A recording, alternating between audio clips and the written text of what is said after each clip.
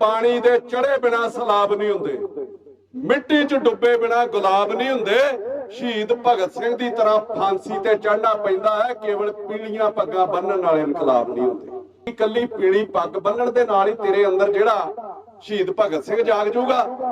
AD गर्मी दे विच अज 60 दिन तो धरना लगा होवे, 2-3 MLA मंत्री तुहाडे कोल आके गए हुण, तुहाडी गल सुण के गए हुण ते तुहानू सरकार नाल बिठाउण दा कोई उपराला भी ना करे ते लख लाहनत है यार इहो जी सरकार दे उत्ते। एक चुणिया नुमाइंदा जदों लोकां दे नाल चढ़ा करन लग पवे, लोकां दीयां मंगां नूं दरकिनार करके उन्हां नूं सुणन तो लहदा बराबर धरना ला के बह जावे ते मेरा ख्याल उन्होंने चुनने वालियां नूं भी लाहनत है भी तुसीं उहनूं MLA बनाया क्यों सी। जदों मुख मंत्री ते डिप्टी मुख मंत्री शराब दीयां फैक्ट्रियां दे उद्घाटन करनगे ते फिर इस सूबे दा बनना की है। जिस तरीके सार सुखबीर सिंह बादल ने इस इंडस्ट्री दा मुहूर्त कीता कि शराब दी खपत बड़ी ज्यादा, बहुते लीडरां ने ते अपणियां शराब दीयां फैक्ट्रियां ला लईआं ते अज कल पंजाब दे विच जिन्नी समैक दी खपत है इन्हां दा वस चलदा ते समैक दे भी गोदाम खोल दिंदे ते ओहदियां भी फैक्ट्रियां ला दिंदे भी पैसे ही कमाउणे ने ना। भगवंत मान नूं शराब करके जहाज तो ला दिता गया, सबूत नहीं हुंदे। मैं बगैर तत्थ तो ना जिंदगी च गल कीती ते ना करनी। भगवंत मान नूं स्टेज दे उत्ते सौं खवाई गई मां दी भी अज तो बाद शराब नहीं पीएगा। इन्हां लोकां नूं पार्टी लई फंड चाहीदा हुंदा, वड्डे वड्डे इंडस्ट्रीलिस्ट वड्डियां वड्डियां फैक्ट्रियां वाले ਉਹ ਇਹਨਾਂ ਲੋਕਾਂ ਨੂੰ ਪੈਸੇ ਦਿੰਦੇ ਨੇ। ਇਹ ਲੋਕ ਕਿਸੇ ਦਾ ਦੁੱਖ ਕੀ ਸਮਝਣਗੇ, ਕਿਸੇ ਦੀ ਨਸ਼ੇ ਨਾਲ ਮੌਤ ਨੂੰ ਕੀ ਸਮਝਣਗੇ। ਅੱਜ ਇੰਨੀਆਂ ਮੌਤਾਂ ਪੰਜਾਬ ਦੇ ਵਿੱਚ ਹੁੰਦੀਆਂ ਨਸ਼ਿਆਂ ਦੇ ਨਾਲ, ਕਿਸੇ ਨੇ ਕਦੀ ਕੋਈ ਸਮਝਣ ਦੀ ਕੋਸ਼ਿਸ਼ ਕੀਤੀ ਹੈ? ਕਿਸੇ ਵੱਡੇ ਲੀਡਰ ਦਾ ਪੁੱਤ ਨਸ਼ੇ ਕਰਕੇ ਮਰਿਆ? ਮੇਰੇ ਫਾਦਰ ਦੀ ਜ਼ਿਆਦਾ ਸ਼ਰਾਬ ਪੀਣ ਨਾਲ ਲੀਵਰ ਡੈਮੇਜ ਹੋ ਗਿਆ ਤੇ ਉਹਨਾਂ ਦੀ ਮੌਤ ਹੋਈ। ਮੈਂ ਕਿਸ ਤਰੀਕੇ ਕਿਸ ਨਸ਼ੇ ਦੀ ਇਜਾਜ਼ਤ ਦੇ ਸਕਦਾ ਜਾਂ ਮੈਂ ਕਿਸ ਤਰੀਕੇ ਕਿਸ ਨਸ਼ੇ ਦੇ ਨਾਲ ਮਤਲਬ ਸਹਿਮਤ ਹੋ ਸਕਦਾ ਜਿਸ ਪਰਿਵਾਰ ਦੇ ਜੀ ਇਸ ਤਰੀਕੇ ਚਲੇ ਜਾਂਦੇ ਨੇ। हर 15 दिनी हर जिले दे विच एक ड्रामा कीता जांदा, एक ADGP आ जांदा, DIG आ जांदा, IG आ जांदा ते पिंडां च वड़ के मतलब पेट्रोलिंग करदे फिरदे ने, तलाशियां लैंदे फिरदे ने। सारियां ने सुनिया होगा चोणां तो पहला कि जेड़े तुसीं धरनिਆਂ ते बहिंदे हो उन्हां नौजवानां दे हत्थ में रोटी वाले डब्बे फड़ाउणे ने। ਅੱਜ ਫੜਾਏ ਗਏ। ਤੁਹਾਡੇ ਪਿੰਡ 'ਚ ਕਿੰਨੀਆਂ ਨੌਕਰੀਆਂ ਮਿਲੀਆਂ? ਬੋਰਡਾਂ ਦੇ ਉੱਤੇ ਲਿਖਿਆ ਗਿਆ ਸਾਡਾ ਕੰਮ ਬੋਲਦਾ। ਆਹ ਕੰਮ ਹੈ ਯਾਰ ਤੁਹਾਡਾ, ਲੋਕ 60-60 ਦਿਨ ਧਰਨੇ ਦੇ ਉੱਤੇ ਬਹਿਣ, ਇਹ ਕੰਮ ਹੈ ਤੁਹਾਡਾ। ਭ੍ਰਿਸ਼ਟਾਚਾਰ ਦੇ ਰੇਟ ਵੱਧ ਗਏ। ਅਫਸਰ ਰਿਸਕ ਲੈ ਕੇ ਜਿਹੜੇ ਅੱਗੇ ਅੰਨੇਵਾਹ ਪੈਸੇ ਫੜ ਲੈਂਦੇ ਸੀਗੇ ਹੁਣ ਉਹ ਡਰਦੇ ਪੈਸੇ ਵੀ ਵੱਧ ਲੈਂਦੇ ਆ ਔਰ ਪੈਸੇ ਜਿਹੜੇ ਫੜਨ ਦੇ ਤਰੀਕੇ ਵੀ ਥਾਂ ਥਾਂ ਦੇ ਉੱਤੇ ਲੱਭ ਲਏ। ਵੋਟ ਮੈਂ ਵੀ ਝਾੜੂ ਵਾਲਿਆਂ ਨੂੰ ਪਾਈ ਸੀ, ਮੇਰੇ ਪਰਿਵਾਰ ਨੇ ਵੀ बिना पार्टी ज्वाइन कीते। लोकां ने, मैं अगे भी इन्हां दे दिमाग चों भुलेखा कढिया सीगा कि लोकां ने तुहानूं नहीं चुनिया। लोकां ने वो 2 गंदे बंदे अपने गलों लाउण लई तुहानूं लोकां नूं चुनिया। मैं कैप्टन अमरिंदर सिंह नूं कहना भी हुण महिला चों निकल, तेरे कोल ते BJP है, BJP ते उत्तों ही फैक्ट्री दा लाइसेंस कैंसल कर सकदी है। आ वेख जिन्हां लोकां लई तूं जान देनी सी, जिन्हां नूं उजड़दे नहीं वेखਣਾ सीगा, आ सड़कां ते बैठे अपना घर-बार छड्ड के वेखते सही। परम सत्कारयोग ਅੱਜ 60 ਦਿਨ ਤੋਂ ਇਸ ਧਰਨੇ ਤੇ ਵਿਰਾਜਮਾਨ ਸਾਂਝਾ ਮੋਰਚਾ ਦੀ ਟੀਮ ਸਹਿਬਾਨ, ਮੈਂਬਰ ਸਹਿਬਾਨ, ਬੜੇ ਦੁੱਖ ਨਾਲ ਕਹਿਣਾ ਪੈਂਦਾ ਕਿ 15-20 ਸਾਲ ਰੱਜ ਕੇ ਸਾਨੂੰ ਕੁੱਟਿਆ ਵੀ ਗਿਆ ਤੇ ਲੁੱਟਿਆ ਵੀ ਗਿਆ ਔਰ ਬੜੇ ਚਾਅ ਦੇ ਨਾਲ ਲੋਕਾਂ ਨੇ ਨਵੀਂ ਸਰਕਾਰ ਬਣਾਈ ਸੀਗੀ। ਲੋਕਾਂ ਨੂੰ ਬੜੀਆਂ ਆਸਾਂ ਸੀਗੀਆਂ ਤੇ ਲੋਕਾਂ ਨੂੰ ਬੜੇ ਹੀ ਜ਼ਿਆਦਾ ਜਿਹੜੇ ਸੁਪਨੇ ਵਿਖਾਏ ਗਏ ਸੀਗੇ ਕਿ ਤੁਹਾਡੇ ਸਾਰੇ ਹੀ ਮਸਲੇ ਹੱਲ ਕਰ ਦੇਵਾਂਗੇ। ਆਮ ਤੌਰ ਤੇ ਸਾਰ ਭਗਵੰਤ ਸਿੰਘ ਮਾਨ ਉਹਨਾਂ ਨੂੰ ਤੁਸੀਂ ਕਿਤੇ ਸੁਣਦੇ ਸੀਗੇ ਤੇ ਹਰ ਜਗ੍ਹਾ ਦੇ ਉੱਤੇ ਉਹ ਪਹਿਲੀਆਂ ਸਰਕਾਰਾਂ ਨੂੰ ਭੰਡਣ ਲੱਗਿਆ, ਉਹਨਾਂ ਦੇ ਵਿਰੁੱਧ ਕੋਈ ਵੀ ਗੱਲ ਹੋਣੀ ਉਹਨੂੰ ਦੱਸਣ ਲੱਗਿਆ ਕਦੀ ਉਹ ਗਰੇਜ ਨਹੀਂ ਸੀ ਕਰਦੇ। ਭਗਵੰਤ ਸਿੰਘ ਮਾਨ ਦੀਆਂ ਪੁਰਾਣੀਆਂ ਜੇ ਵੀਡੀਓ ਤੁਸੀਂ ਕੱਢ ਕੇ ਵੇਖੋ ਉਹਦੇ ਵਿੱਚ ਉਹ ਅਕਸਰ ਕਹਿੰਦੇ ਹੁੰਦੇ ਸੀ ਕਿ ਜਦੋਂ ਬਾਹਰਲੇ ਸੂਬੇ ਤੋਂ ਪੰਜਾਬ ਦੇ ਵਿੱਚ ਐਂਟਰੀ ਕਰੀਏ ਨਾ ਤੇ ਪੰਜਾਬ ਦੀ ਪਛਾਣ ਕੋਈ ਖੇਤਾਂ ਦੇ ਨਾਲ ਤੇ ਫੈਕਟਰੀਆਂ ਦੇ ਨਾਲ ਨਹੀਂ ਹੁੰਦੀ।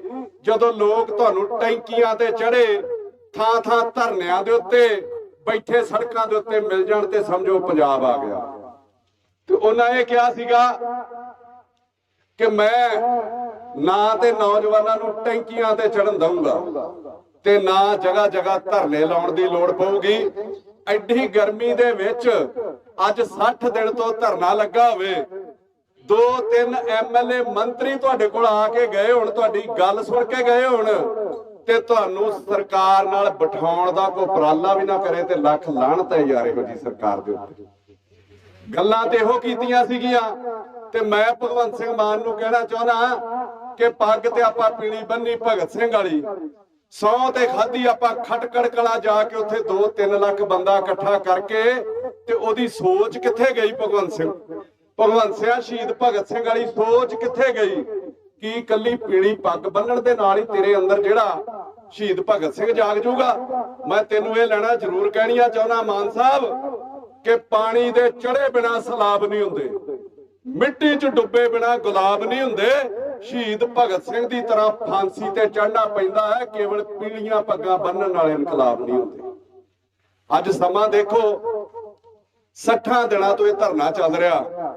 ਮੈਂ ਨਹੀਂ ਕਹਿੰਦਾ ਕਿ ਪੰਜਾਬ ਦੇ ਵਿੱਚ ਫੈਕਟਰੀਆਂ ਨਹੀਂ ਆਉਣੀਆਂ ਚਾਹੀਦੀਆਂ, ਮੈਂ ਨਹੀਂ ਕਹਿੰਦਾ ਕਿ ਬੱਚਿਆਂ ਨੂੰ ਰੁਜ਼ਗਾਰ ਨਹੀਂ ਮਿਲਣਾ ਚਾਹੀਦਾ, ਪਰ ਇਹੋ ਜਿਹੀਆਂ ਫੈਕਟਰੀਆਂ ਜਿਹਦੇ ਨਾਲ ਲੋਕਾਂ ਦਾ ਜਾਨੀ ਤੇ ਮਾਲੀ ਨੁਕਸਾਨ ਹੋਵੇ, ਇਹੋ ਜਿਹੀਆਂ ਫੈਕਟਰੀਆਂ ਸਾਨੂੰ ਨਹੀਂ ਚਾਹੀਦੀਆਂ। ਤੁਸੀਂ ਕਿਤੇ ਹੋਰ ਲਾ ਲਓ, ਬਾਹਰਲੀਆਂ ਸਟੇਟਾਂ 'ਚ ਵੀ ਇੰਨੀ ਸ਼ਰਾਬ, ਜੇ ਤੁਹਾਡਾ ਸ਼ਰਾਬ ਪੀਣਾ ਹੀ ਨਹੀਂ ਸਰਦਾ ਤੇ ਬਾਹਰੋਂ ਮੰਗਾ ਲਓ। ਦੁੱਖ ਕਿਸ ਗੱਲ ਦਾ ਜ਼ਿਆਦਾ ਹੈ ਕਿ ਫੈਕਟਰੀ ਵੀ ਸਾਬਕਾ ਐਮਐਲਏ ਸਾਹਿਬਾਨ ਦੀ ਹੈ।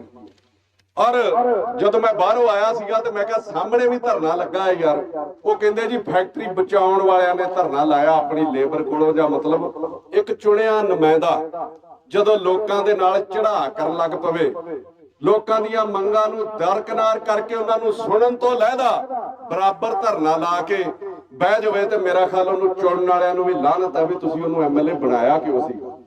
ਇਹਨਾਂ ਲੋਕਾਂ ਦੇ ਮਨ ਦੀ ਮਨੋਦਸ਼ਾ ਨਹੀਂ ਤੁਸੀਂ ਸਮਝ ਸਕਦੇ। ਆ ਥੱਲੇ ਬੈਠੇ ਸੀ ਸਰਪੰਚ ਸਾਹਿਬ, ਉਹਨਾਂ ਮੈਨੂੰ ਦੱਸਿਆ ਕਿ ਪਹਿਲੀ ਵਾਰੀ ਆ 2006 ਦੇ ਵਿੱਚ ਇਹ ਫੈਕਟਰੀ ਲੱਗਦੀ ਆ, ਇਹਦਾ ਜਿਹੜਾ ਬਣਨੀ ਸ਼ੁਰੂ ਹੁੰਦੀ ਆ 2007 ਦੇ ਵਿੱਚ ਸੁਖਬੀਰ ਸਿੰਘ ਬਾਦਲ, ਮੈਂ ਸੁਣਦਾ ਸੀਗਾ ਕਿ ਇਹਦਾ ਮਹੂਰਤ ਕੀਤਾ ਉਹਨਾਂ ਨੇ ਆ ਕੇ, ਤੇ 2007 ਚ ਹੀ ਮੇਰਾ ਖਿਆਲ ਜਿਹਦੀ ਫੈਕਟਰੀ ਉਹਨੂੰ ਟਿਕਟ ਵੀ ਦੇ ਦਿੱਤੀ ਗਈ ਸੀਗੀ। ਗੱਲਾਂ ਤੇ ਹੁੰਦੀਆਂ ਜਿਹੜੇ ਲੀਡਰ ਆ ਸਾਡੇ ਬੱਚਿਆਂ ਦੇ ਹੱਥਾਂ 'ਚ ਕਿਤਾਬਾਂ ਫੜਾਉਣ ਦੀ, ਸਾਡੇ ਸਕੂਲ ਖੋਲਣ ਦੀਆਂ ਜੇ ਪਿੰਡਾਂ ਦੇ ਵਿੱਚ ਖੋਲਣੇ ਆ, ਸਾਡੇ ਹਸਪਤਾਲ ਖੋਲਣ ਦੀਆਂ, ਤੇ ਜਦੋਂ ਮੁੱਖ ਮੰਤਰੀ ਤੇ ਡਿਪਟੀ ਮੁੱਖ ਮੰਤਰੀ ਸ਼ਰਾਬ ਦੀਆਂ ਫੈਕਟਰੀਆਂ ਦੇ ਉਦਘਾਟਨ ਕਰਨਗੇ ਤੇ ਫਿਰ ਇਸ ਸੂਬੇ ਦਾ ਬਣਨਾ ਕੀ ਹੈ? ਫਿਰ ਇਸ ਸੂਬੇ ਦੇ ਇਹਦਾ ਰੱਬ ਹੀ ਰਾਖਾ ਹੈ ਨਾ। ਉਹਨਾਂ ਕੋਲੋਂ ਦੁਖੀ ਹੋ ਕੇ ਅਸੀਂ ਇਹਨਾਂ ਲੋਕਾਂ ਨੂੰ ਚੁਣਿਆ, ਔਰ ਸਾਰਾ ਤੁਹਾਨੂੰ ਨਜ਼ਰ ਆਉਂਦਾ ਕਿਤੇ ਬਦਲਾਵ। ਅੱਜ ਰੇਤਾ ਤੁਹਾਨੂੰ ਕਿਤੇ ਮਿਲਣੀ ਨਹੀਂ ਡਈ, ਸ਼ਰਾਬ ਦੀਆਂ ਫੈਕਟਰੀਆਂ ਲਈ ਤੁਹਾਨੂੰ ਧਰਨੇ ਲਾਉਣੇ ਪੈ ਰਹੇ ਆ, ਬੱਸਾਂ ਦਾ ਬੁਰਾ ਹਾਲ ਹੈ, ਮਤਲਬ ਟਰਾਂਸਪੋਰਟ ਤੋਂ ਕਹਿੰਦੇ ਸੀ ਪੈਸੇ ਆਉਣੇ ਕੱਖ ਵੀ ਨਹੀਂ, ਤੇ ਅੱਜ 60 ਦਿਨ ਤੋਂ ਤੁਸੀਂ ਸ਼ਰਾਬ ਲਈ ਧਰਨੇ ਲਾ ਰਹੇ ਹੋ। ਮੈਂ ਤੇ ਇਹਨਾਂ ਨੂੰ ਇੱਕ ਗੱਲ ਕਹਿਣੀ ਚਾਹੁੰਦਾ ਕਿ ਜਿਸ ਤਰੀਕੇ ਸਾਰ ਸੁਖਬੀਰ ਸਿੰਘ ਬਾਦਲ ਨੇ ਇਸ ਇੰਡਸਟਰੀ ਦਾ ਮਹੂਰਤ ਕੀਤਾ ਕਿ ਸ਼ਰਾਬ ਦੀ ਖਪਤ ਬੜੀ ਜ਼ਿਆਦਾ, ਬਹੁਤੇ ਲੀਡਰਾਂ ਨੇ ਤੇ ਆਪਣੀਆਂ ਸ਼ਰਾਬ ਦੀਆਂ ਫੈਕਟਰੀਆਂ ਲਾ ਲਈਆਂ, ਤੇ ਅੱਜ ਕੱਲ ਪੰਜਾਬ ਦੇ ਵਿੱਚ ਜਿੰਨੀ ਸਮੈਕ ਦੀ ਖਪਤ ਹੈ ਇਹਨਾਂ ਦਾ ਵਸ ਚੱਲਦਾ, ਤੇ ਸਮੈਕ ਦੇ ਵੀ ਗੋਦਾਮ ਖੋਲ ਦਿੰਦੇ ਤੇ ਉਹਦੀਆਂ ਵੀ ਫੈਕਟਰੀਆਂ ਲਾ ਦਿੰਦੇ, ਵੀ ਪੈਸੇ ਹੀ ਕਮਾਉਣੇ ਨੇ ਨਾ। ਮਤਲਬ ਇਹੋ ਜਿਹੇ ਲੋਕਾਂ ਤੋਂ ਅਸੀਂ ਲੈਣਾ ਕੀ ਸੀਗਾ? ਤੁਸੀਂ 3-4 ਦਿਨਾਂ ਤੋਂ ਦੇਖਿਆ ਜਦੋਂ ਭਗਵੰਤ ਮਾਨ ਬਾਹਰੋਂ ਆਇਆ, ਹਰ ਪਾਰਟੀ ਦਾ ਕੋਈ ਵਿਰੋਧੀ ਧਿਰ ਦਾ ਨੇਤਾ ਤੁਹਾਡੇ ਕੋਲ ਆਇਆ ਸਰਪੰਚ ਸਾਹਿਬ, ਉਹ ਅਕਾਲੀ ਕਾਂਗਰਸੀ ਜਿਨ੍ਹਾਂ ਦਾ ਫਰਜ਼ ਹੈ ਵਿਰੋਧੀ, ਹਾਂਜੀ ਖਹਿਰਾ ਸਾਹਿਬ ਆਏ ਆ। ਤੁਸੀਂ ਦੇਖੋ 3-4 ਦਿਨਾਂ ਦਾ ਇੱਕ ਮੁੱਦਾ ਕੀ ਚੱਲ ਰਿਹਾ, ਭਗਵੰਤ ਮਾਨ ਨੂੰ ਸ਼ਰਾਬ ਕਰਕੇ ਜਹਾਜ਼ ਤੋਂ ਲਾਹ ਦਿੱਤਾ ਗਿਆ। ਮੈਨੂੰ ਨਹੀਂ ਪਤਾ ਉਹਨੂੰ ਜਹਾਜ਼ ਤੋਂ ਲਾਇਆ ਕਿ ਨਹੀਂ ਲਾਇਆ, ਮੈਨੂੰ ਨਹੀਂ ਪਤਾ ਉਹਨੇ ਸ਼ਰਾਬ ਪੀਤੀ ਕਿ ਨਹੀਂ ਪੀਤੀ, ਜਿੰਨਾ ਚਿਰ ਕਿਸੇ ਗੱਲ ਦੀ ਪੁਸ਼ਟੀ ਨਹੀਂ ਹੁੰਦੀ, ਸਬੂਤ ਨਹੀਂ ਹੁੰਦੇ, ਮੈਂ ਬਗੈਰ ਤੱਥ ਤੋਂ ਨਾ ਜ਼ਿੰਦਗੀ 'ਚ ਗੱਲ ਕੀਤੀ ਤੇ ਨਾ ਕਰਨੀ।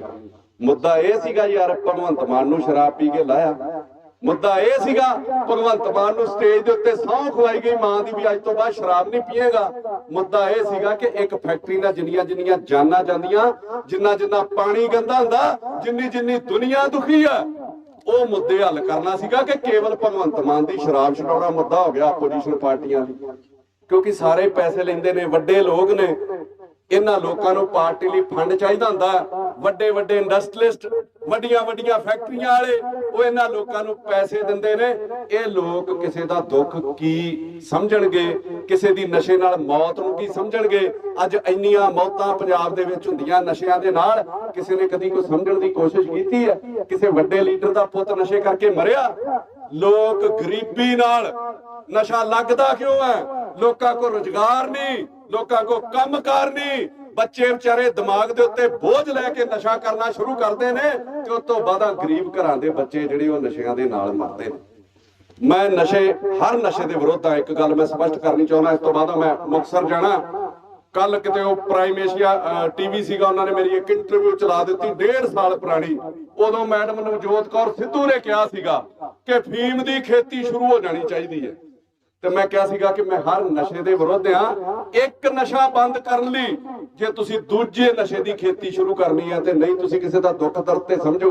ਤੇ ਕਈ ਭਾਈ ਖਸਖਸ ਦੀ ਖੇਤੀ ਕਰਦੇ ਨੇ, ਉੱਥੇ ਮੈਂ ਜੱਗਾ ਭਾਜੀ ਨੇ ਉਹਨਾਂ ਕੋਲ ਵੀ ਚੱਲਿਆ ਕਿ ਯਾਰ ਜੇ ਕਿਤੇ ਮੈਂ ਗਲਤ ਹੋਵਾਂ, ਮੈਂ ਗਲਤ ਬੋਲਿਆ ਵਾਂ, ਤੇ ਮੈਂ ਕੋਈ ਏਡਾ ਹੰਕਾਰਿਆ ਬੰਦਾ ਨਹੀਂਗਾ, ਮੈਂ ਆ ਕੇ ਮਾਫੀ ਵੀ ਮੰਗਣ ਨੂੰ ਤਿਆਰ ਹਾਂ, ਪਰ ਮੈਂ ਫਿਰ ਵੀ ਨਸ਼ਿਆਂ ਦੇ ਨਾਲ ਸਹਿਮਤ ਨਹੀਂ ਹੋ ਸਕਦਾ। ਮੈਨੂੰ ਦੱਸਣ 'ਚ ਕੋਈ ਗਰੇਜ ਨਹੀਂ। ਮੇਰੇ ਪਿਤਾ ਜੀ, ਮੈਂ ਰੱਬ ਵਰਗਾ ਆਪਣੇ ਪਿਓ ਨੂੰ ਮੰਨਦਾ ਸੀਗਾ। ਮੇਰੇ father Raiya notified area committee ਦੇ ਚੇਅਰਮੈਨ ਰਹੇ ਆ, ਔਰ ਰੱਬ ਵਰਗਾ ਸੀ। ਹਰ ਬੰਦੇ ਲਈ ਉਹਦਾ ਪਿਓ, ਮਾਂ ਪਿਓ ਰੱਬ ਵਰਗੇ ਹੁੰਦੇ ਆ। ਮੇਰਾ ਪਿਓ ਵੀ ਮੇਰੇ ਲਈ ਰੱਬ ਵਰਗਾ ਸੀਗਾ।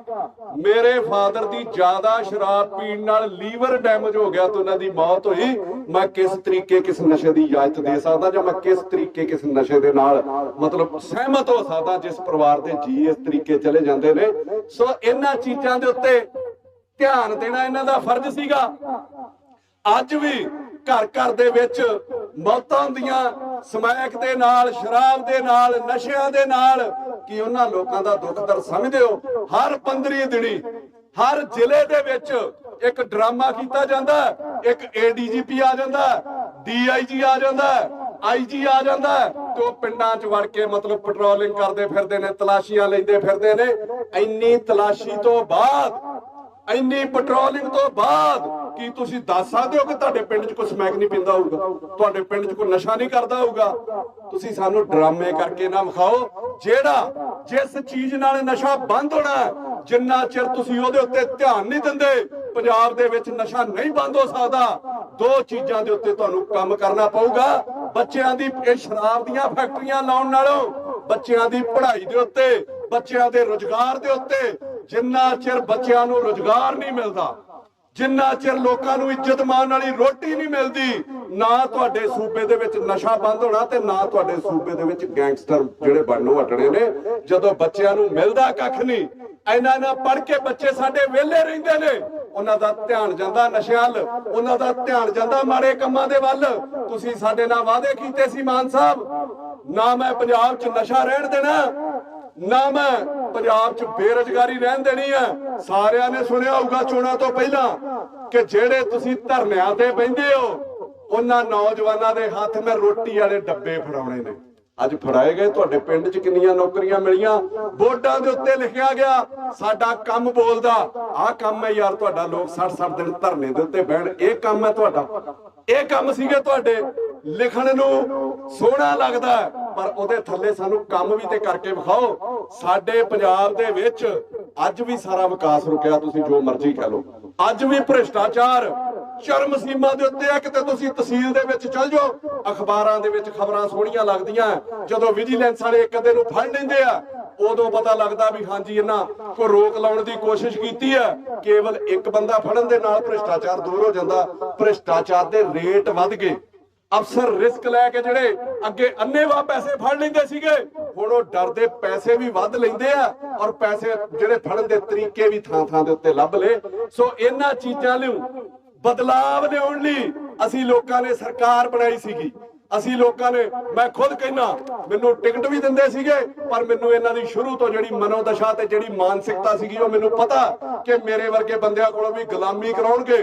ਮੈਂ ਗੁਰੂ ਮਹਾਰਾਜ ਨੂੰ ਹਾਜ਼ਰ ਨਾਜ਼ਰ ਜਾਣ ਕੇ ਕਹਿ ਸਕਦਾ। ਮੇਰੇ ਨਾਲ ਕਈ ਇਹਨਾਂ ਮੀਟਿੰਗਾਂ ਕੀਤੀਆਂ ਕਿ ਤੂੰ ਇਲੈਕਸ਼ਨ ਲੜ ਲਾ, ਤੇ ਮੈਂ ਇਹਨਾਂ ਨੂੰ ਇੱਕੋ ਗੱਲ ਕਹੀ ਸੀ ਕਿ ਮੈਂ ਤੁਹਾਡੇ ਅੰਡਰ ਇਲੈਕਸ਼ਨ ਨਹੀਂ ਲੜਨੀ। ਪਹਿਲਾਂ ਮੈਨੂੰ ਪੰਜਾਬ 'ਚ ਜਿਹੜੇ ਜਿਹੜੇ ਤੁਸੀਂ ਵਾਅਦੇ ਕੀਤੇ ਆ ਉਹਦੇ ਸੋਰਸ ਦੱਸ ਦਿਓ, ਉਹਦੇ ਤਰੀਕੇ ਦੱਸ ਦਿਓ ਪੂਰੇ ਕਰਨ ਦੇ, ਤੇ ਮੈਂ ਤੁਹਾਡੀ ਇਲੈਕਸ਼ਨ ਲੜਨ ਤੋਂ ਬਗੈਰ ਵੀ ਤੁਹਾਡੀ ਮਦਦ ਕਰੂੰਗਾ। ਪਰ ਮੈਂ ਇੱਕ ਗੱਲ ਫਿਰ ਕਹਿਣਾ, ਬਦਲਾਵ ਕਰਕੇ ਵੋਟ ਮੈਂ ਵੀ ਝਾੜੂ ਵਾਲਿਆਂ ਨੂੰ ਪਾਈ ਸੀ, ਮੇਰੇ ਪਰਿਵਾਰ ਨੇ ਵੀ ਬਿਨਾਂ ਪਾਰਟੀ ਜੁਆਇਨ ਕੀਤੇ। ਲੋਕਾਂ ਨੇ, ਮੈਂ ਅੱਗੇ ਵੀ ਇਹਨਾਂ ਦੇ ਦਿਮਾਗ ਚੋਂ ਭੁਲੇਖਾ ਕੱਢਿਆ ਸੀਗਾ ਕਿ ਲੋਕਾਂ ਨੇ ਤੁਹਾਨੂੰ ਨਹੀਂ ਚੁਣਿਆ, ਲੋਕਾਂ ਨੇ ਉਹ ਦੋ ਗੰਦੇ ਬੰਦੇ ਆਪਣੇ ਗਲੋਂ ਲਾਉਣ ਲਈ ਤੁਹਾਨੂੰ ਲੋਕਾਂ ਨੂੰ ਚੁਣਿਆ। ਲੋਕਾਂ ਨੂੰ ਕੋਈ ਬਦਲ ਨਹੀਂ ਸੀ ਲੱਭਦਾ ਤੇ ਇਸ ਕਰਕੇ ਤੁਹਾਨੂੰ ਚੁਣਿਆ। ਤੇ ਜੇ ਪਰਮਾਤਮਾ ਨੇ ਤੁਹਾਨੂੰ ਸੇਵਾ ਦਿੱਤੀ ਹੈ ਤੇ ਉਹ ਸੇਵਾ ਗੁਰੂ ਘਰ ਦੀ ਸੇਵਾ ਸਮਝ ਕੇ, ਸੰਗਤ ਦੀ ਸੇਵਾ ਸਮਝ ਕੇ ਨਿਭਾਇਓ। ਅੱਜ ਤੁਹਾਡੇ ਸਾਹਮਣੇ 3-4 ਤੁਹਾਡੇ ਕੋਲ ਐਮਐਲਏ ਮਿਲ ਗਏ, ਤੁਹਾਡੇ ਹਲਕੇ ਵਾਲਾ, ਮੇਰਾ ਖਿਆਲ ਸਪੀਕਰ ਸਾਹਿਬ ਮਿਲ ਗਏ, 2 ਮੰਤਰੀਆਂ ਨਾਲ ਤੁਹਾਡੀ ਗੱਲ ਹੋਈ ਹੈ। ਤੁਹਾਨੂੰ ਲੱਗਦਾ ਵੀ ਮੰਤਰੀ ਕਿਸੇ ਨੂੰ ਕੋਈ ਪੁੱਛਦਾ? ਮੰਤਰੀ ਤੇ ਏਡੀ ਵੱਡੀ ਪਾਵਰ ਹੋਣਾ ਚਾਹੀਦਾ ਕਿ ਅਗਲੇ ਦਿਨ ਤੁਹਾਡੀ ਮੁੱਖ ਮੰਤਰੀ ਨਾਲ ਮੀਟਿੰਗ ਕਰਾ ਦੇਵੇ, ਜਿੱਥੇ ਇਹਨਾਂ ਦਾ ਆਪਣਾ ਮਸਲਾ ਹੁੰਦਾ, ਜਿੱਥੇ ਇਹਨਾਂ ਨੂੰ ਆਪਣਾ ਨਿੱਜੀ ਜਿਹੜਾ ਲਾਲਚ ਹੁੰਦਾ, ਉੱਥੇ ਸਾਰੇ ਮਸਲੇ ਹੱਲ ਹੁੰਦੇ ਆ। ਫਗਵਾੜੇ ਵੀ ਲੋਕਾਂ ਨੇ ਧਰਨਾ ਲਾਇਆ ਸੀਗਾ, ਸਰਕਾਰ ਨੇ ਫੈਕਟਰੀ ਵਾਲੇ ਵੀ ਬਿਠਾ ਲਏ ਤੇ ਲੋਕ ਵੀ ਬਿਠਾ ਲਏ ਤੇ ਫਗਵਾੜੇ ਵਾਲਾ ਮਸਲਾ ਹੱਲ ਕੀਤਾ। ਕੀ ਗੱਲ ਇੱਥੇ 60 ਦਿਨਾਂ ਤੋਂ ਲੋਕ ਬੈਠੇ, ਇਹ ਨਹੀਂ ਦਿਸਦੇ ਤੁਹਾਨੂੰ? ਕਾਹਦਾ ਹੰਕਾਰ ਹੈ ਯਾਰ? ਐਮਐਲਏ ਮੰਤਰੀਆਂ ਨੂੰ ਕਾਹਦਾ ਹੰਕਾਰ ਹੈ? ਇਹ ਤੋਂ ਪਹਿਲਾਂ ਤੁਸੀਂ ਕਰਦੇ ਕੀ ਸੀਗੇ? ਤੁਹਾਡੀ ਸੋਚ ਹੀ ਨਹੀਂ ਸੀ ਐਮਐਲਏ ਬਣਨ ਵਾਲੀ, ਤੁਹਾਨੂੰ ਲੋਕਾਂ ਨੇ ਐਮਐਲਏ ਬਣਾ ਦਿੱਤਾ। ਤੇ ਹੁਣ ਤੁਸੀਂ ਬਾਦਲਾਂ ਤੇ ਕਾਂਗਰਸੀਆਂ ਨੂੰ ਆਪਣੇ ਆਪ ਨੂੰ ਰੱਬ ਨਾ ਸਮਝੋ, ਇਹਨਾਂ ਲੋਕਾਂ ਦੇ ਸੇਵਕ ਸਮਝੋ, ਨਹੀਂ ਤੇ ਉਹਨਾਂ 2 ਪਾਰਟੀਆਂ ਦਾ ਹਸ਼ਰ ਤੇ ਵੇਖ ਲਓ ਯਾਰ ਲੋਕਾਂ ਨੇ ਕੀ ਕੀਤਾ। ਤੁਹਾਨੂੰ ਉਹਨਾਂ ਨੂੰ ਵੇਖ ਕੇ ਸ਼ਰਮ ਆ ਜਾਣੀ ਚਾਹੀਦੀ ਹੈ ਕਿ ਲੋਕਾਂ ਨੇ ਮੂੰਹ ਤੇ ਮੂੰਹ ਸੁੱਟੇ, ਲੋਕ ਗੰਦੀਆਂ ਗਾਲਾਂ ਕੱਢਦੇ ਨੇ ਸੋਸ਼ਲ ਮੀਡੀਆ ਦੇ ਉੱਤੇ, ਤੇ ਜੇ ਤੁਸੀਂ ਵੀ ਕੁਝ ਨਹੀਂ ਕਰੋਗੇ ਤੇ ਇਹ ਲੋਕ ਤੁਹਾਡਾ ਵੀ ਲਿਹਾਜ਼ ਨਹੀਂ ਕਰਨਗੇ। ਔਰ ਮੈਂ ਲੋਕਾਂ ਨੂੰ ਵੀ ਇੱਕ ਗੱਲ ਕਹਿਣੀ ਚਾਹੁੰਦਾ ਕਿ ਕਿੰਨੀ ਕਰੀ ਯਾਰ ਅਸੀਂ ਮੂਰਖ ਬਣਾਂਗੇ। ਜਿਹੜੇ ਪੰਜਾਬ ਦੇ ਬਹੁਤ ਵੱਡੇ ਹਤੈਸ਼ੀ ਬਣ ਕੇ ਵਿਖਾਉਂਦੇ ਸੀਗੇ, ਆ ਕੈਪਟਨ ਅਮਰਿੰਦਰ ਸਿੰਘ ਕੀ ਕਹਿੰਦਾ ਸੀ ਚੋਣਾਂ ਤੋਂ ਪਹਿਲਾਂ, ਮੈਂ ਪੰਜਾਬ ਲਈ ਆਪਣੀ ਜਾਨ ਵੀ ਦੇ ਸਕਦਾ, ਮੈਂ ਪੰਜਾਬ ਨੂੰ ਉੱਜੜਦਾ ਨਹੀਂ ਵੇਖ ਸਕਦਾ। ਤੇ ਮੈਂ ਕੈਪਟਨ ਅਮਰਿੰਦਰ ਸਿੰਘ ਨੂੰ ਕਹਿਣਾ ਵੀ ਹੁਣ ਮਹਿਲਾਂ ਚੋਂ ਨਿਕਲ, ਤੇਰੇ ਕੋਲ ਤੇ ਬੀਜੇਪੀ ਹੈ, ਬੀਜੇਪੀ ਤੇ ਉੱਤੋਂ ਹੀ ਫੈਕਟਰੀ ਦਾ ਲਾਇਸੈਂਸ ਕੈਂਸਲ ਕਰ ਸਕਦੀ ਹੈ। ਆ ਵੇਖ, ਜਿਨ੍ਹਾਂ ਲੋਕਾਂ ਲਈ ਤੂੰ ਜਾਨ ਦੇਣੀ ਸੀ, ਜਿਨ੍ਹਾਂ ਨੂੰ ਉੱਜੜਦੇ ਨਹੀਂ ਵੇਖਣਾ ਸੀਗਾ, ਆ ਸੜਕਾਂ ਤੇ ਬੈਠੇ ਆਪਣਾ ਘਰ-ਬਾਰ ਛੱਡ ਕੇ ਵੇਖ ਤੇ ਸਹੀ। ਇਹ ਲੋਕ ਅਖਬਾਰਾਂ 'ਚ ਗੱਲਾਂ ਵੱਡੀਆਂ ਕਰਦੇ ਨੇ। ਆ ਚੰਨੀ ਸਾਰੇ ਵੇਖਦੇ ਸੀ ਨਾ ਕਿੱਡੇ ਡਰਾਮੇ ਕਰਦਾ, ਕਦੀ ਬੱਕਰੀ ਚੋਲੀ, ਕਦੀ ਕੁਛ ਕਰ ਲਿਆ, ਤੇ ਸਾਨੂੰ ਐ ਲੱਗਦਾ ਸੀ ਜਿਹੜਾ ਕੋਈ ਸਾਈਕਲ ਚਲਾਉਂਦਾ ਸੀ, ਰਿਕਸ਼ਾ ਚਲਾਉਂਦਾ ਸੀਗਾ, ਤੇ ਜਦੋਂ ਚੰਨੀ ਰਿਕਸ਼ਾ ਫੜ ਲੈਂਦਾ ਸੀ ਤੇ ਰਿਕਸ਼ੇ ਵਾਲਿਆਂ ਨੂੰ ਲੱਗਦਾ ਸੀ ਕਿ ਸਾਡੇ ਵਿੱਚੋਂ ਹੀ ਆ ਯਾਰ। ਜੇ ਬੱਕਰੀਆਂ ਚੋਣ ਵਾਲਾ ਸੀਗਾ ਤੇ ਉਹਨੂੰ ਲੱਗਦਾ ਸੀ ਚੰਨੀ ਸਾਡੇ ਵਿੱਚੋਂ ਹੀ ਆ ਯਾਰ। ਤੇ ਫਿਲਮਾਂ 'ਚ ਕੰਮ ਕਰਨੇ ਚਾਹੀਦੇ, ਏਡੇ ਵੱਡੇ ਡਰਾਮੇਬਾਜ਼ ਨੇ। ਆਪ ਬਾਹਰ ਜਾ ਕੇ ਬਹਿ ਗਿਆ ਤੇ ਆ ਪੰਜਾਬ ਉੱਜੜਦਾ ਫਿਰਦਾ, ਜਿਹਦੇ ਲਈ ਐਡੇ ਟਾਰਾਂ ਮਾਰਦੇ ਸੀਗੇ, ਜਿਹਦੇ ਲਈ ਐਡੇ ਹੌਕੇ ਭਰਦੇ ਸੀਗੇ ਕਿ ਪੰਜਾਬ ਲਈ ਮਰਾਂਗੇ। ਆ ਪੰਜਾਬ ਦਾ ਹਾਲ ਹੈ ਯਾਰ। ਇਹੋ ਜਿਹੇ ਲੀਡਰ ਖਾ ਪੀ ਕੇ ਗਾਂਹ ਜਾਂਦੇ ਨੇ, ਮੁੜ ਕੇ ਕਿਸੇ ਨੂੰ ਕੋਈ ਲੱਭਦਾ ਨਹੀਂ। ਲੋਕਾਂ ਨੂੰ ਵੀ ਸੋਚ ਵਿਚਾਰ ਇਹਨਾਂ ਚੀਜ਼ਾਂ ਦੇ ਉੱਤੇ ਕਰਨਾ ਚਾਹੀਦਾ। ਮੈਂ ਇਲੈਕਸ਼ਨਾਂ ਲੜਨ ਤੋਂ ਬੜਾ ਹੀ ਚਾਲੂ ਹੈ, ਸਾਰੇ ਮੈਨੂੰ ਕਹਿੰਦੇ ਸੀ, ਕਿਉਂਕਿ ਇਲੈਕਸ਼ਨ ਲੜ ਕੇ ਤੁਹਾਡੀ ਇੱਕ ਜ਼ਿੰਮੇਵਾਰੀ ਤੈਅ ਹੋ ਜਾਂਦੀ ਹੈ। ਜਾਂ ਤੇ ਫਿਰ ਮੈਂ ਇਲੈਕਸ਼ਨ ਲੜਿਆ ਹੁੰਦਾ ਤੇ ਇਹਨਾਂ ਨਾਲ ਲੜਦਾ ਫਿਰਦਾ। ਅੱਜ ਤੁਸੀਂ ਇਸ ਧਰਨੇ ਤੇ ਮੈਨੂੰ ਸੱਦਿਆ, ਮੇਰੇ ਹਲਕੇ 'ਚ ਵੀ 20 ਮੁਸ਼ਕਲਾਂ ਨੇ, ਉੱਥੋਂ ਮੈਂ ਇਹਨਾਂ ਦੇ ਗਲ ਪੈਂਦਾ। ਇਹਨਾਂ ਲੋਕਾਂ ਦਾ ਮੈਂ ਹਿੱਸਾ ਹੀ ਨਹੀਂ ਬਣਨਾ ਚਾਹੁੰਦਾ। ਸਾਨੂੰ ਲੱਗਾ ਸੀਗਾ ਕਿ ਆਮ ਲੋਕਾਂ ਦੇ ਵਿੱਚੋਂ ਲੋਕ ਉੱਠੇ ਨੇ ਔਰ ਸਾਡੀਆਂ ਦਰਦ ਮੁਸ਼ਕਲਾਂ ਦੂਰ ਕਰਨਗੇ, ਪਰ ਅੱਜ ਵੀ ਲੋਕਾਂ ਨੂੰ ਸੜਕਾਂ ਦੇ ਉੱਤੇ ਬਹਿਣਾ ਪੈ ਰਿਹਾ। ਇੱਥੇ ਮੈਨੂੰ ਪਤਾ ਲੱਗਾ, ਦੱਸ ਰਹੇ ਸੀਗੇ ਸਰਪੰਚ ਸਾਹਿਬ ਕਿ ਸਿੰਚੇਵਾਲ ਸਾਹਿਬ ਵੀ ਆਏ, ਜਿਨ੍ਹਾਂ ਨੇ ਇੱਕ ਪਾਣੀ ਬਚਾਉਣ ਲਈ ਮੁਹਿੰਮ ਚਲਾਈ ਆ। ਮੈਂ ਸਤਿਕਾਰ ਕਰਦਾ ਸਿੰਚੇਵਾਲ ਸਾਹਿਬ ਦਾ, ਪਰ ਜਿੱਦਣ ਉਹਨਾਂ ਨੇ ਰਾਜ ਸਭਾ ਮੈਂਬਰੀ ਲੈ ਲਈ ਸੀ ਨਾ, ਸੰਤ ਜਿਹੜਾ ਹੁੰਦਾ, ਗੁਰੂ ਮਹਾਰਾਜ ਜਿਹੜਾ ਹੁੰਦਾ, ਉਹ ਤੇ ਸਾਰਿਆਂ ਦਾ ਸਾਂਝਾ ਹੁੰਦਾ, ਕਿਸੇ ਪਾਰਟੀ ਦਾ ਨਹੀਂ ਹੁੰਦਾ। ਜਿੱਦਣ ਉਹਨਾਂ ਮੈਂਬਰੀ ਲਈ ਸੀ ਤੇ ਮੈਨੂੰ ਵੀ ਬੜਾ ਦੁੱਖ ਲੱਗਾ ਸੀਗਾ ਕਿ ਨਹੀਂ ਬਣਨਾ ਚਾਹੀਦਾ। ਪਰ ਜੇ ਤੁਸੀਂ ਮੈਂਬਰ ਬਣ ਗਏ ਤੇ ਪੰਜਾਬ ਦੇ, ਇਸ ਦੇਸ਼ ਦੇ ਜੋ ਤੁਹਾਡੇ ਫਰਜ਼ ਨੇ ਸਿੰਚੇਵਾਲ ਸਾਹਿਬ, ਉਹਨਾਂ ਨੂੰ ਨਿਭਾਉਣਾ ਚਾਹੀਦਾ। ਤੁਸੀਂ ਇੱਥੇ ਆ ਕੇ ਸੈਂਪਲ ਲੈ ਕੇ ਗਏ ਸੀਗੇ ਐਨਜੀਟੀ ਦੀ ਟੀਮ ਨਾਲ। ਹੁਣੇ ਮੈਂ ਚੰਡੀਗੜ੍ਹ ਇੱਕ ਸੈਕਟਰੀ ਨਾਲ ਗੱਲ ਕੀਤੀ ਸੀ, ਇਹਨਾਂ ਦਾ ਐਕਸਾਈਜ਼ ਮਹਿਕਮੇ ਦਾ ਸੈਕਟਰੀ ਆ। ਮੈਨੂੰ ਪੁੱਛਿਆ ਸੀਗਾ ਕਿ ਤੁਹਾਨੂੰ ਨਹੀਂ ਪਤਾ ਲੋਕ ਧਰਨੇ ਤੇ ਬੈਠੇ ਨੇ? ਉਹ ਕਹਿੰਦਾ ਜੀ ਹੁਣ ਸਰਕਾਰ ਨੂੰ ਪਤਾ ਲੱਗ ਗਿਆ, ਸਰਕਾਰ ਦੇ ਧਿਆਨ ਦੇ ਵਿੱਚ ਮਸਲਾ ਆ ਗਿਆ, ਤੇ ਜਿਹੜੇ ਇਹਨਾਂ ਦੇ ਸੈਂਪਲ ਲਏ ਨੇ ਉਹਦੇ ਬਾਰੇ ਉਹਨੂੰ ਮੈਨੂੰ ਪੋਲਿਊਸ਼ਨ ਕੰਟਰੋਲ ਬੋਰਡ ਵਾਲਿਆਂ ਦਾ ਨੰਬਰ ਦਿੱਤਾ। ਉੱਥੇ ਕਰਨੇਸ਼ ਗਰਗ, ਜਿਨ੍ਹਾਂ ਨੂੰ ਮੈਂ ਬਾਅਦ ਚੋਂ ਫੋਨ ਕੀਤਾ, ਉਹ ਮੈਂਬਰ ਸੈਕਟਰੀ ਨੇ ਪੋਲਿਊਸ਼ਨ ਬੋਰਡ ਦੇ। ਫਿਰ ਮੈਂ ਉਹਨਾਂ ਨੂੰ ਫੋਨ ਕੀਤਾ ਕਿ ਲੋਕ ਸੜਕਾਂ ਤੇ ਨੇ, ਬਾਊ ਜੀ ਤੁਸੀਂ ਤੇ ਕਦੀ ਸੜਕਾਂ ਤੇ ਨਹੀਂ ਬੈਠੇ ਧਰਨੇ ਲਾ ਕੇ ਅਫਸਰ ਹੋ। ਇਹਨਾਂ ਲੋਕਾਂ ਦੀਆਂ ਮੁਸ਼ਕਲਾਂ ਕਿਉਂ ਨਹੀਂ ਹੱਲ ਹੋ ਰਹੀਆਂ? ਜੇ ਇਹਨਾਂ ਦੀ ਡਿਮਾਂਡ ਹੈ ਜਿਹੜੀ, ਉਹ ਕਿਉਂ ਨਹੀਂ ਪੂਰੀ ਹੋ ਰਹੀ? ਤੇ ਉਹਨੇ ਵੀ ਮੈਨੂੰ ਅੱਗੋਂ ਜਵਾਬ ਦਿੱਤਾ ਕਿ ਐਨਜੀਟੀ ਵਾਲੇ ਸੈਂਪਲ ਲੈ ਕੇ ਗਏ ਸੀਗੇ, ਉਹ ਸੈਂਪਲ ਸਾਡੇ ਕੋਲ ਆ ਜਾਂਦੇ ਆ ਤੇ ਉਸ ਤੋਂ ਬਾਅਦ ਅਸੀਂ ਕੋਈ ਮਤਲਬ ਉਹਦੇ ਉੱਤੇ ਕਾਰਵਾਈ ਜਾਂ ਜੋ ਕੋ ਹੱਲ ਕਰਾਂਗੇ। ਇੱਕ ਚੀਜ਼ ਮੈਂ ਤੁਹਾਨੂੰ ਦੱਸ ਦੂੰਗਾ ਕਿ ਜਿੱਥੇ ਸੈਂਪਲ ਜਾਂਦੇ ਆ ਨਿਗਰਾਨੀ ਤੁਹਾਨੂੰ ਕਰਨੀ ਪੈਣੀ ਆ, ਨਿਗਰਾਨੀ ਤੁਹਾਡੇ ਹਲਕੇ ਦੇ ਐਮਐਲਏ ਨੂੰ ਕਰਨੀ ਪੈਣੀ ਆ। ਕਿਤੇ ਵੀ ਘਾਲ ਮੇਲ ਹੋ ਸਕਦਾ ਤੇ ਕਿਤੇ ਵੀ ਰਲਿਆ ਜਾ ਸਕਦਾ। ਜਦੋਂ ਪ੍ਰਤੱਖ ਪਾਣੀ ਗੰਦਾ ਆ ਰਿਹਾ, ਲੋਕਾਂ ਦਾ ਨੁਕਸਾਨ ਹੋ ਰਿਹਾ, ਅੰਨਿਆਂ ਨੂੰ ਦਿਸ ਰਿਹਾ ਹੱਥ ਲਾ ਕੇ ਵੀ ਪਾਣੀ ਗੰਦਾ ਸਾਫ਼ ਕਿਸ ਤਰ੍ਹਾਂ ਦਾ ਹੁੰਦਾ ਤੇ ਗੰਦਲਾ ਕਿਸ ਤਰ੍ਹਾਂ ਦਾ ਹੁੰਦਾ, ਫਿਰ ਐਡੀ ਤੇ ਸੈਂਪਲ ਭਰਨ ਦੀ ਵੀ ਲੋੜ ਨਹੀਂ ਸੀ। ਕੁਝ ਵੀ ਹੋ ਜੇ, ਲੋਕਾਂ ਨੂੰ ਆਪਣੇ ਹੱਕਾਂ ਲਈ ਆਵਾਜ਼ ਵੀ ਬੁਲੰਦ ਕਰਦੇ ਰਹਿਣਾ ਚਾਹੀਦਾ, ਲੋਕਾਂ ਨੂੰ ਆਪਣੇ ਹੱਕਾਂ ਲਈ ਲੜਨਾ ਵੀ ਚਾਹੀਦਾ। ਮੈਂ ਦੂਜੀ ਗੱਲ ਮਾਨ ਸਾਹਿਬ ਨੂੰ ਕਹਿਣਾ ਚਾਹੁੰਦਾ ਕਿ ਜਿਸ ਬੰਦੇ ਦੀ ਫੈਕਟਰੀ ਹੈ, ਬਾਦਲਾਂ ਦੇ ਨਾਲ 10 ਸਾਲ ਉਹਨਾਂ ਨੇ ਮੌਜਾਂ ਕੀਤੀਆਂ, ਕੋਈ ਨਹੀਂ ਉਹਨੂੰ ਪੁੱਛਦਾ ਸੀਗਾ। 10 ਸਾਲਾਂ ਬਾਅਦ ਹੁਣ ਝਾੜੂ ਵਾਲਿਆਂ ਨਾਲ ਸੈਟਿੰਗ ਹੋ ਗਈ ਤੇ ਜੋ ਮੈਨੂੰ ਪਤਾ ਲੱਗਾ ਵੀ ਦਿੱਲੀ ਦੇ ਵਿੱਚ ਵੀ ਠੇਕੇ ਸਾਰੇ ਉਹਨੂੰ ਹੀ ਦੇ ਦਿੱਤੇ ਗਏ ਨੇ, ਮਤਲਬ ਵੱਡੇ ਜਿੰਨਾ ਦਿੱਲੀ ਦਾ ਕੰਮ ਹੈ ਸਾਰਾ ਉਹਦੇ ਕੋਲੋਂ। ਸੋ ਸਰਕਾਰ ਅਸੀਂ ਪੰਜਾਬੀਆਂ ਨੇ ਬਣਾਈ ਹੈ, ਇਕੱਲੇ ਇੰਡਸਟਰੀਲਿਸਟਾਂ ਤੇ ਕਾਰਖਾਨੇ ਵਾਲਿਆਂ ਨਹੀਂ ਬਣਾਈ। ਮਾਨ ਸਾਹਿਬ, ਇਹਨਾਂ ਦੇ ਹੱਕ ਜਿੰਨਾ ਚਿਰ ਇਹਨਾਂ ਨੂੰ ਨਹੀਂ ਮਿਲਣਗੇ, ਮੈਂ ਭਗਵੰਤ ਮਾਨ ਨੂੰ 3-4 ਵਾਰੀ ਅਲਰਟ ਕਰ ਚੁੱਕਾ, ਉਹਨੂੰ ਮੈਂ ਚੇਤਾਵਨੀ ਦੇ ਚੁੱਕਾ, ਉਹਨੂੰ ਮੈਂ ਵਾਰਨਿੰਗ ਕਰ ਚੁੱਕਾ ਕਿ ਪੰਜਾਬ ਸਰਕਾਰ ਦਾ ਮੁੱਖ ਮੰਤਰੀ ਤੂੰ ਹੈ, ਪਰ ਦਿੱਲੀ ਵਾਲੇ ਤੈਨੂੰ ਵੀ ਪਤਾ ਤੈਨੂੰ ਮੁੱਖ ਮੰਤਰੀ ਨਹੀਂ ਸੀ ਬਣਾਉਂਦੇ। ਨਾ ਤੂੰ ਦਿੱਲੀ ਵਾਲਿਆਂ ਨੂੰ ਚੰਗਾ ਲੱਗਦਾ ਸੀਗਾ, ਨਾ ਤੈਨੂੰ ਦਿੱਲੀ ਵਾਲੇ ਚੰਗੇ ਲੱਗਦੇ ਸੀਗੇ। ਅਖੀਰ 'ਚ ਜਦੋਂ ਉਹਨਾਂ ਨੂੰ ਕੋਈ ਹੱਲ ਨਹੀਂ ਲੱਭਾ ਤੇ ਤੈਨੂੰ ਉਹਨਾਂ ਮੁੱਖ ਮੰਤਰੀ ਦਾ ਚਿਹਰਾ ਐਲਾਨ ਕੀਤਾ। ਸਰਕਾਰ ਜਿਹੜੀ ਦਿੱਲੀ ਵਾਲੀ ਹੈ, ਇਹਨਾਂ ਦੀ ਪਾਰਟੀ, ਉਹਨੂੰ ਹਮੇਸ਼ਾ ਹੀ ਇਹ ਡਰ ਸਤਾਉਂਦਾ ਰਹਿੰਦਾ ਸੀਗਾ ਕਿ ਭਗਵੰਤ ਮਾਨ ਜਿਹੜਾ ਉਹ ਬਾਗੀ ਨਾ ਹੋ ਜਾਵੇ। ਤੇਰਾ ਕਿਰਦਾਰ, ਤੇਰਾ ਕਰੈਕਟਰ, ਤੇਰਾ ਜਿਹੜਾ ਛਵੀ ਹੈ, ਉਹਨੂੰ ਇਸ ਤਰੀਕੇ ਪੰਜਾਬੀਆਂ ਨਾਲ ਧੱਕਾ ਕਰ ਕਰਕੇ ਗੰਦਲੀ ਕਰ ਦੇਣਗੇ ਕਿ ਪੰਜਾਬੀ ਤੇਰੇ ਆਖੇ ਬਗਾਵਤ ਹੀ ਨਹੀਂ ਕਰਨਗੇ। ਮੈਂ ਉਹਨੂੰ ਪਹਿਲਾਂ ਵੀ ਕਿਹਾ ਸੀਗਾ, ਪਹਿਲਾਂ ਤੈਨੂੰ ਲੋਕਾਂ ਦੇ ਦਿਲਾਂ ਤੋਂ ਲਾਉਣਗੇ, ਫਿਰ ਤੈਨੂੰ ਕੁਰਸੀ ਤੋਂ ਲਾਉਣਗੇ। ਮੈਂ ਤੇ ਤੇਰੀ ਮਿਆਦ ਹੀ 1 ਸਾਲ ਰੱਖੀ ਸੀ ਕਿ ਦਸੰਬਰ ਤੱਕ ਤੈਨੂੰ ਮਤਲਬ ਇਹ ਲਾ ਦੇਣਗੇ, ਤੈਨੂੰ ਇਹ ਬਰਦਾਸ਼ਤ ਹੀ ਨਹੀਂ ਕਰਦੇ। ਪਰ ਆਪਾਂ ਜਦੋਂ ਉਹਨਾਂ ਦੇ ਅੱਗੇ ਸੀਸ ਹੀ ਨਿਵਾ ਦਿੱਤਾ, ਸਿਰ ਹੀ ਨੀਵਾ ਕਰ ਲਿਆ ਕਿ ਦਿੱਲੀ ਵਾਲੇ ਜੋ ਮਰਜ਼ੀ ਕਰੀ ਜਾਣ, ਆਪਾਂ ਜੀ ਜੂਰੀ ਕਰਨੀ ਹੈ। ਲੋਕ ਭਾਵੇਂ ਸੜਕਾਂ ਤੇ ਰਹਿਣ, ਲੋਕ ਭਾਵੇਂ ਡਾਂਗਾ ਖਾਣ, ਟੀਚਰਾਂ ਨੂੰ ਡਾਂਗਾ ਵੱਜਦੀਆਂ ਤੁਸੀਂ ਨਹੀਂ ਵੇਖੀਆਂ ਸੋਸ਼ਲ ਮੀਡੀਆ ਦੇ ਉੱਤੇ। ਇਹੋ ਭਗਵੰਤ ਮਾਨ ਕਹਿੰਦਾ ਸੀ ਕਿ ਸਰਕਾਰਾਂ ਕੁੱਟਦੀਆਂ ਵੀ ਤੇ ਲੁੱਟਦੀਆਂ ਵੀ, ਤੇ ਕੁੱਟਣਾ ਤੇ ਯਾਰ ਤੁਸੀਂ ਵੀ ਸ਼ੁਰੂ ਕਰ ਦਿੱਤਾ। ਬੱਚੇ ਮੰਗਦੇ ਕੀ ਆ ਤੁਹਾਡੇ ਕੋਲੋਂ? ਕੋਈ ਨਸ਼ੇ ਮੰਗਦੇ ਆ ਬੱਚੇ ਤੁਹਾਡੇ ਕੋਲੋਂ, ਕੋਈ ਕਹਿੰਦੇ ਸਾਨੂੰ ਬੈਂਕ ਲੁੱਟ ਕੇ ਦੇ ਦਿਓ, ਆਪਣੀਆਂ ਨੌਕਰੀਆਂ ਮੰਗਦੇ ਆ, ਆਪਣਾ ਰੁਜ਼ਗਾਰ ਮੰਗਦੇ ਆ। ਤੇ ਜੇ ਉਹਦੇ ਲਈ ਧਰਨੇ ਲਾਉਂਦੇ ਤੇ ਉਹਦੇ ਲਈ ਵੀ ਲੋਕਾਂ ਨੂੰ ਕੁੱਟਿਆ ਜਾਵੇ ਤੇ ਲੱਖ ਲਾਹਣਤ ਹੈ ਯਾਰ ਇਹਦੀਆਂ ਸਰਕਾਰਾਂ ਦੇ ਉੱਤੇ। ਤੁਸੀਂ ਤੇ ਇਹ ਵਾਅਦੇ ਕੀਤੇ ਸੀ ਕਿ ਬੱਚਿਆਂ ਨੂੰ ਕੁੱਟਿਆ ਨਹੀਂ ਜਾਊਗਾ। ਅੱਜ 60 ਦਿਨਾਂ ਤੋਂ ਆ ਮੇਰੀਆਂ ਮਾਵਾਂ ਭੈਣਾਂ, ਬਜ਼ੁਰਗ ਨੌਜਵਾਨ ਸਾਰੇ ਧਰਨੇ ਦੇ ਉੱਤੇ ਬੈਠੇ ਨੇ।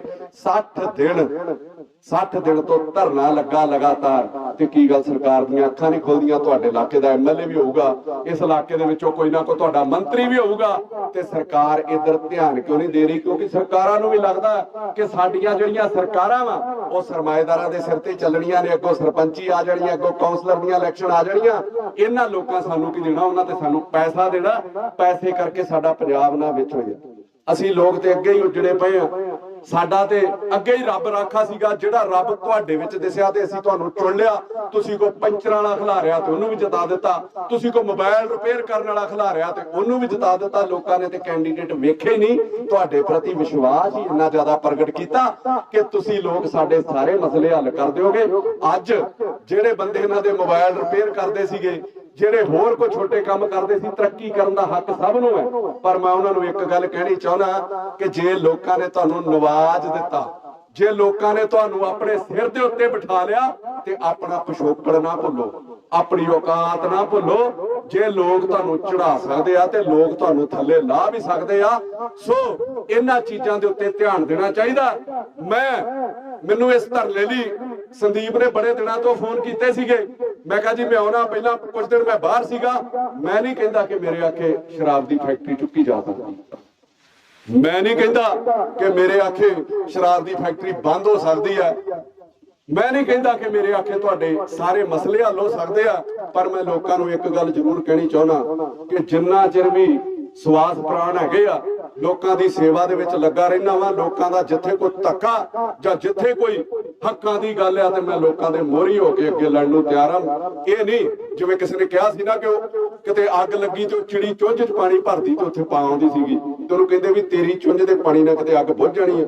ਉਹ ਉਹ ਕਹਿੰਦੀ ਵੀ ਮੈਨੂੰ ਨਹੀਂ ਪਤਾ, ਮੈਨੂੰ ਪਤਾ ਮੇਰੇ ਪਾਣੀ ਨਾਲ ਅੱਗ ਨਹੀਂ ਬੁਝਣੀ ਚੁੰਝ ਭਰਨ ਨਾਲ, ਪਰ ਮੇਰਾ ਨਾਂ ਬੁਝਾਉਣ ਵਾਲਿਆਂ ਤੇ ਆਊਗਾ ਨਾ। ਸੋ ਮੇਰਾ ਨਾਂ ਜਿਹੜਾ ਤੁਸੀਂ ਹੱਕ ਆਪਣੇ ਮੰਗਦੇ ਹੋ, ਜਿੱਥੇ ਕਿਤੇ ਵੀ ਬੱਚੇ ਮੈਨੂੰ ਸਾਧਦੇ ਆ ਮੈਂ ਜਾਣਾ ਵਾ, ਨਾ ਮੈਂ ਇਹਨਾਂ ਤੋਂ ਕਦੀ ਡਰਦਾ ਤੇ ਨਾ ਮੈਂ ਝੁਕਦਾ ਵਾਂ।